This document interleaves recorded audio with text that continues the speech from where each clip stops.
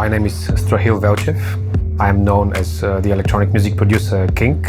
And right now we are in Sofia, Bulgaria, in my home studio, sweating out because all the machines are on. I've always been addicted to listening to music. At some point that addiction transferred to a desire to make music. Slowly doing tape edits, trying to manipulate home stereo led to manipulating audio on a computer. And there was no sudden moment when I decided, right, I'm gonna quit my day job and I'm gonna make music full time. It was just naturally transforming from a music listener to someone who edits music, to someone who composes music, to someone who performs music live. Yeah, the role of DJ is to make people happy, but also to educate them a little bit. So I guess a balance between both. We have to know how to deliver. We have to learn how to read the crowds. Sometimes we have to know how to bring them in a new territory for them. There is nothing better than having this big sound system and you turn one control and something is happening and people are reacting. This is priceless.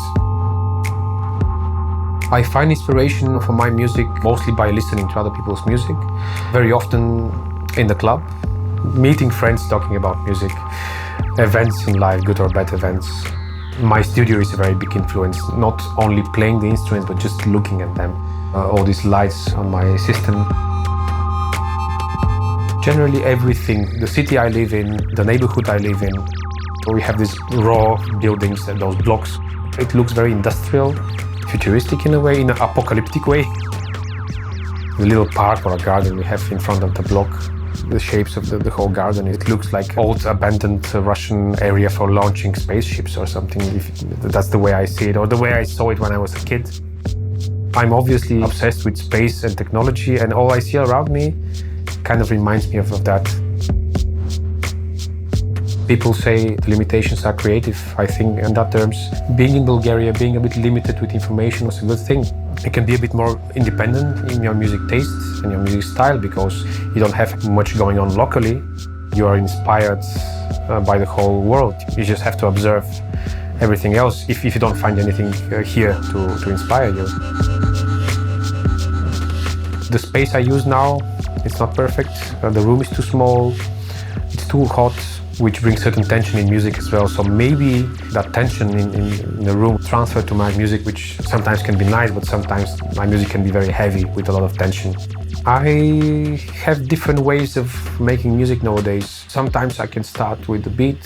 Sometimes I can find a sample, and that could be the main element which trigger my creativity. Sometimes it could be the look of certain instruments. It just tells me, play me. In the beginning, I was very connected to the beats. The beats were the most leading elements. Every time I make something new, I have a different approach to it. And I think I have an identity in terms of sound design, in terms of character and color in my sound. A hardware sampler is something very important as long as the device adds some color to the sound. I have the Torais SP16 because of the specific analog color, because of the Dave Smith low-pass, high-pass filter and the saturation unit.